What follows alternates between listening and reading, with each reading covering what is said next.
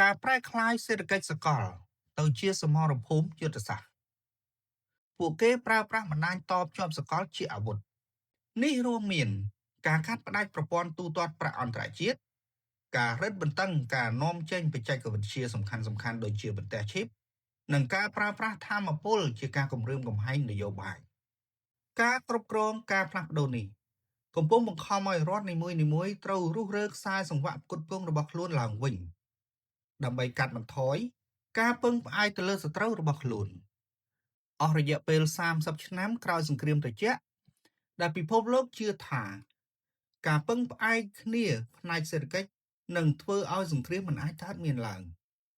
ប៉ុន្តែនៅឆ្នាំ2026នេះបង្ហាញពីតថភាពផ្ទុយគ្នាពីការពឹងផ្អែកគ្នាដែលបានคล้ายទៅជាខ្នោះដែលមហាអំណាចប្រើដើម្បីទាក់ទាញគ្នាទៅវិញទៅមកនៅពេលដែលប្រទេសមួយគ្រប់គ្រងអ្វីដែលប្រទេសមួយទៀតត្រូវការដាច់ខាតដូចជាបន្ទះឈីបសម្រាប់សហរដ្ឋអាមេរិកឬទីផ្សារសម្រាប់ប្រទេសចិនទំនាក់ទំនងពាណិជ្ជកម្មនេះ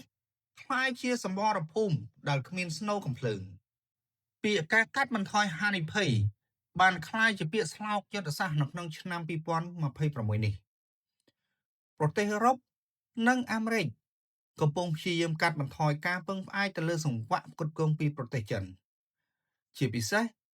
លើវត្ថុធាតុដើមសម្រាប់បច្ចេកវិទ្យាបៃតងនិងឱសថផ្ទុយទៅវិញចិនក៏កំពុងពង្រឹងស្វ័យភាពបច្ចេកវិទ្យាដើម្បីកុំឲ្យសហរដ្ឋអាមេរិក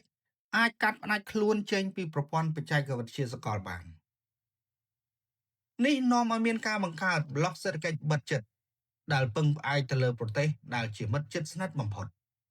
អាវុធដ៏ខ្លាំងបំផុតនៅក្នុងឆ្នាំ2026នេះគឺជាប្រព័ន្ធប្រតិបត្តិការហិរញ្ញវត្ថុអន្តរជាតិនិងរូបិយប័ណ្ណដុល្លារការកាត់ផ្តាច់ប្រទេសមួយចេញពីប្រព័ន្ធដុល្លារគឺប្រៀបដូចជាការកាត់ផ្តាច់អុកស៊ីហ្សែននៃសេដ្ឋកិច្ចនោះនេះហើយជាមូលហេតុដែលនាំឲ្យការប្រជែងបង្កើតប្រព័ន្ធទូទាត់ជំនួសដូចជាការប្រើប្រាស់ប្រាក់យន់ឬរូបិយប័ណ្ណឌីជីថលជាដើមទាំងនេះគឺដើម្បីការពារខ្លួនពីទណ្ឌកម្មរបស់សហរដ្ឋអាមេរិកនៅក្នុងឆ្នាំ2026ការគ្រប់គ្រងផ្លូវទិន្នន័យគឺសំខាន់ដូចជាការគ្រប់គ្រងផ្លូវទឹកខ្សែកាបក្រោមសមុទ្រដែលដឹកជញ្ជូនទិន្នន័យអ៊ីនធឺណិតសកលប្រមាណជា 99% កំពុងក្លាយជាគោលដៅនៃការវាយប្រហារនិងចារកម្មប្រទេសដែលគ្រប់គ្រងចំណុចតភ្ជាប់ខ្សែកាបទាំងនេះមានអំណាចនៅក្នុងការត្រួតពិនិត្យនិងការកែប្រែព័ត៌មានសកលដែលជាទម្រង់ថ្មីនៃអំណាចភូមិសាស្ត្រនយោបាយសម្រាប់ប្រទេសតូចៗដែលពឹងផ្អែកទៅលើការនាំចេញនិងការវិនិយោគពីបរទេសដូចនេះ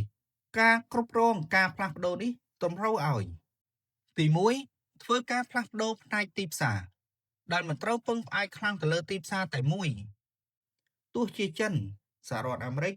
ឬប្រទេសអឺរ៉ុបក៏ដោយទី2ពង្រឹងសន្តិសុខ Cyber ដូចជាការការពារហេដ្ឋារចនាសម្ព័ន្ធ Digital ពីការជ្រៀតជ្រែកនិងការបិទប្រព័ន្ធពីប្រទេសខាងក្រៅទី3យុទ្ធសាស្ត្រទុនបម្រុងរក្សាទុនបម្រុងអន្តរជាតិឲ្យមានតុល្យភាពរវាងរូបិយប័ណ្ណផ្សេងគ្នានៅក្នុងបរិបទនេះអធិបតេយ្យភាពជាតិមានន័យថាសមត្ថភាពរបស់យើងនៅក្នុងការរស់រាននៅពេលដែលពិភពលោកកាត់ផ្តាច់យើងចេញ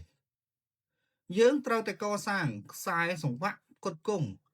ដែលរឹងមាំដើម្បីការពារខ្លួនពីការបង្ខិតបង្ខំផ្នែកសេដ្ឋកិច្ចនិងនយោបាយ